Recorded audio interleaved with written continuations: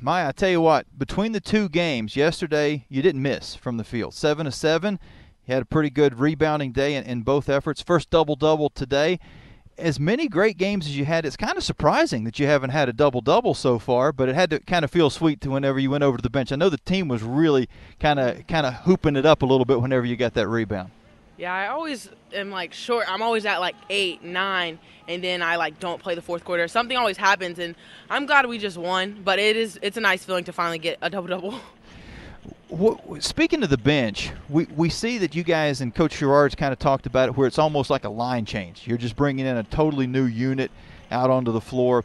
But the starters seem to still have the energy on the bench. It's almost like the roles just reverse. It's like the second unit comes in and they're the starters and you guys are the cheerleaders that they had been in the first 5 minutes of the game. Is the chemistry as good on the bench as it looks like from here? Oh, yes. The chemistry is amazing. We have strength in numbers. It's not like we're trading anything out. I have my full confidence in Bella, Kenny, everyone who comes off the bench.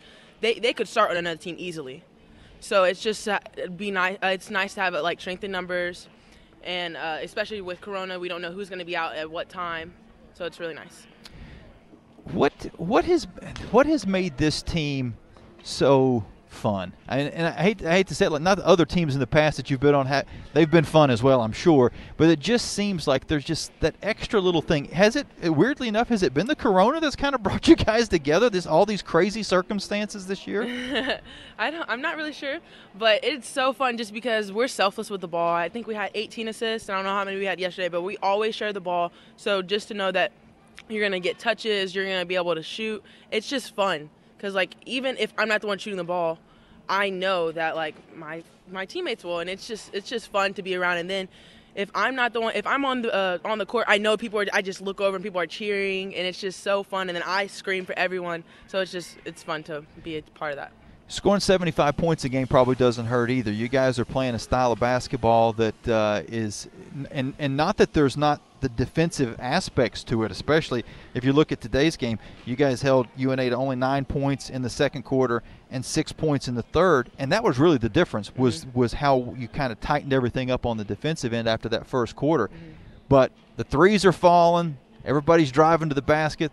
The guards are getting you guys the ball in good positions to score on the low block, and even when you're not getting it in good positions to score, you guys are making the moves to get to the rim and drawing some fouls. It seems like offensively, is it the defense that's the fun part, or is it the offense that's the fun part? I think that's a silly question, probably. Well, my coaches would like me to say defense, but offense is nice. and it's clicking. It seems like everything's clicking right now. Is this the most that you can say that during your career so far as the offense? During my career, yes, because I feel like I know what everyone's going to do on the floor. I know Ashton loves a pull-up jumper. So, if I see her in transition slowing down, I know she's about to shoot a pull-up jumper, so I run to the rim. Speaking of Ashton, that's a good segue. She's sort of switched from having to be the primary point guard to being more of the two guard, and they all play some of that role at times. And her offensive game has completely changed out of that. Not that she couldn't score in the past, but I think she was always pass first. Now she's in a position to score. Have you kind of seen that from your perspective? Yes, 100%. She's always had that ability to score. It's just putting her at the two position gives her the opportunity to more, because as a point guard, you're trying to create for others, more as when you're a shooting guard, your goal is to score. So she can knock down left and right. So I've always been impressed that you kind of have a mind for what's going on the court. And when you first started and you had players like, let's say, Kean Green, for example, that you were on the bench and you were watching her play or in practice, kind of the same thing, and then sort of able to analyze it. Now that you're playing many more minutes, do you find yourself still kind of doing that even when you're on the court, sort of analyzing what's happening as it's happening? For sure. Kean Green was a great mentor. She helped me through a lot. I didn't have as much confidence when I was coming in, but now I have complete confidence in myself and my teammates, and I learned that from her. Last thing for you, this whole system of playing 2 games in a weekend, and with the fact that you guys do have those line changes, no one played more than 21 minutes yesterday, and I think Coach Sherard was a little upset that he didn't get Ashton out so that she could have just had 20 as well. He was wanting to get everybody 20 or less. Seemed like fresh legs, but having said that, it seems like the first half of game 2 of each of these series has been the worst half of basketball you guys have played. What gives? I think it's really, sometimes it's on us for sure. So like they scored 26 points in the first quarter. They were making shots, but we were giving it to them. Like that's unacceptable on our part. But also, like the teams aren't just going to give up. They're not just going to lay down and let us win. They're wanting to win too. And so you can just see like their mentality shift. They're like, I want to win too. So then they just keep going at it and going at it.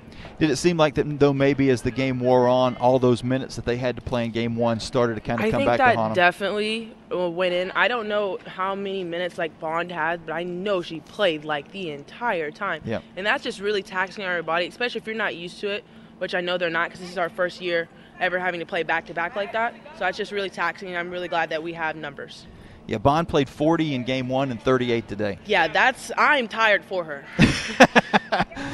But you're not going to give her a win. Nope. Going to keep them both in your back pocket. Well, congratulations on a great game today. First ever double-double. Yes. Don't know if, where exactly for sure, where you guys are playing next week. Right now it's scheduled to be North Florida. That could certainly change. A lot of things have changed, but whatever happens next weekend, if you do get a weekend off, enjoy it.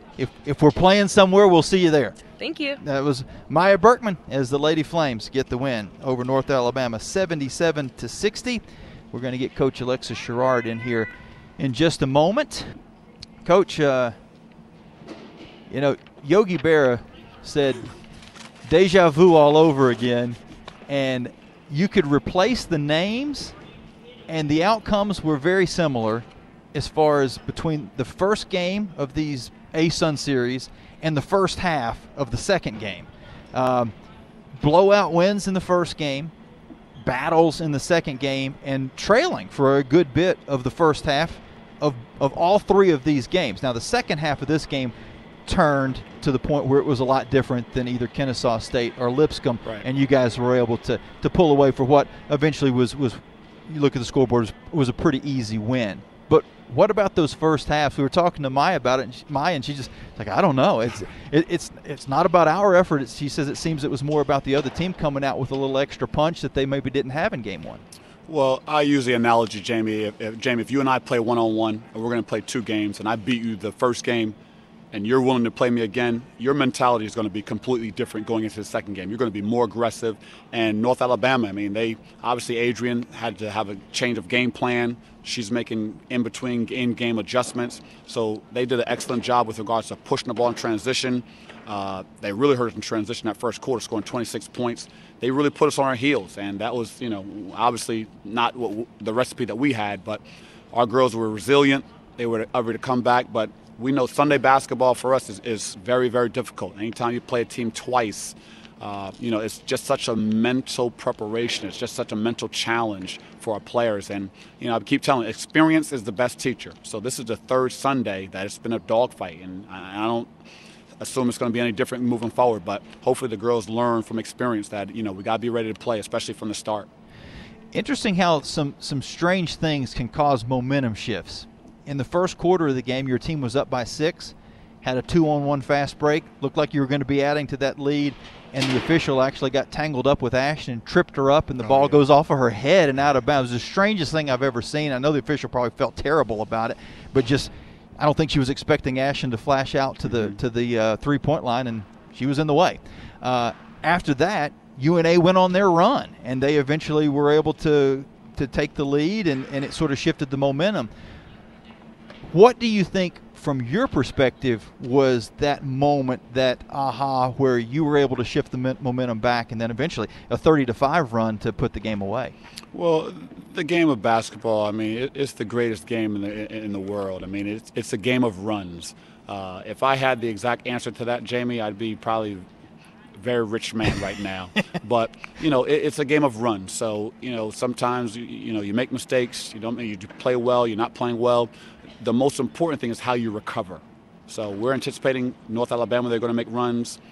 We're anticipating we have to really the little things, the details, the rebounding, the good passes, the hands up. So it's just a consistency, just consistently doing the little things. And if we do that, we're pretty positive. We feel pretty confident that at the end of the 40 minutes, we'll have a positive result. But we just want to stay consistent with the little things that we do, just a steady diet of it. Offensively, 75-point average per game. You guys actually scored above that in both games of this series. UNA is a team that traditionally likes to score some points, and you guys have had some pretty high-scoring games against them last season. But what has been the recipe for the Flames' offensive efficiency? The defense has always been there. The rebounding's always been there. Turnovers are getting better. Is that where it kind of starts and ends? Well, no question. I mean, you want to try to get a field goal attempt every possession. And our turnovers are low, so we're getting more field goal attempts. The first 7 seconds, our players love the first 7 seconds because essentially we say the first 7 seconds after a rebound is yours. We want to push and transition as fast as we can. We want to get down the court within 3 to 5 seconds, make something happen. And then from there, we kind of set up. And I think that the ladies just have embraced that first 7 seconds of super aggressive. I think when you empower your team to be aggressive, that just helps their mindset, that helps them play better. So from the transition offense, they're spacing the floor really well. They're understanding spacing. Our inside game is giving us productivity. So once you establish your inside game and you have good spacing on the perimeter, that's a formula for a lot of points, Jamie, because you can score on the inside and you can score from the outside. Is that kind of an NBA formula if you go back to, say, the Showtime Lakers, where if they could get transition, Magic's going to get the pass? But, hey, if that's not there, let's work it into the captain. Well, I'm going to say it's the WNBA formula. Okay. It's women's basketball, Jamie. All right. All right. I mean, the game of basketball, it's simple. I mean, you want to, if you have a power inside, establish that power. Shooters on the perimeter, the shots will come once you establish it inside. So we're very deep. Like I said last week, we have 10 starters. Maya had a really good game. She's finishing her inside. Bella played well. And again, once you establish inside, that brings the defense into the paint. Our shots are going from good shots to great shots. Are making the extra pass, 18 assists. So usually good things happen when you're sharing the ball and you're being selfless. As you look forward to next week, as of right now, North Florida, there's rumors and murmurs that's going to change. Which could mean that you have a totally different opponent. It could mean that you have a bye week. Do you guys almost, as far as the team is concerned, I'm sure the coaches are scouting everybody and you're kind of doing as much as you can behind the scenes there. But do you almost just wait until the middle of the week until you know for sure who you're going to play before you start throwing stuff at the team? Absolutely. For the week, for us, we don't change too much. I mean, we're going to have a steady diet. We'll practice tomorrow, it'll be light, take Tuesday off. Wednesday and Thursday, we're really concerned about us. We want to improve on Liberty basketball, work on some things, add some wrinkles here and there. And then, by the end of the week, that's when we start preparing for our opponent. This time of year, this year, with COVID, things changing, things are moving all the time. We have to be flexible. So the meat and potatoes, we really try to take care of our own during the week. And then toward the latter part of the week, if it's North Florida, if it's someone different, I mean, we try to, address that toward the end of the week. So it doesn't really change our schedule too much. Between you and Andy and Katie, I know you guys have had a lot of situations in the past where you're playing in a tournament and you don't know your opponent until the night before the game. But usually it's down to 2 opponents. The winner or the loser of this game is who we're going to play. You go into a week and until, say, Wednesday, you don't know. It could be how many teams are left in the conference that you guys haven't played? 5 teams that you haven't played? Yeah. It could be any of those 5 teams. Right. How's that tough for us as far as scouting? I mean, we try to simplify the game. I mean, you want to really take care of the major categories. No matter who you're playing, you want to rebound the basketball. The ASUN is a very guard-oriented conference, so transition defense is going to be a major component no matter who you're playing. So we just try to simplify it for our players and really try to work on the major categories: defend, rebound, transition defense. Whether you're handling ball screens against Team A or Team B, our rotation is going to be consistent. So again, that just really helps us to focus on our principles on defense, what we want to do.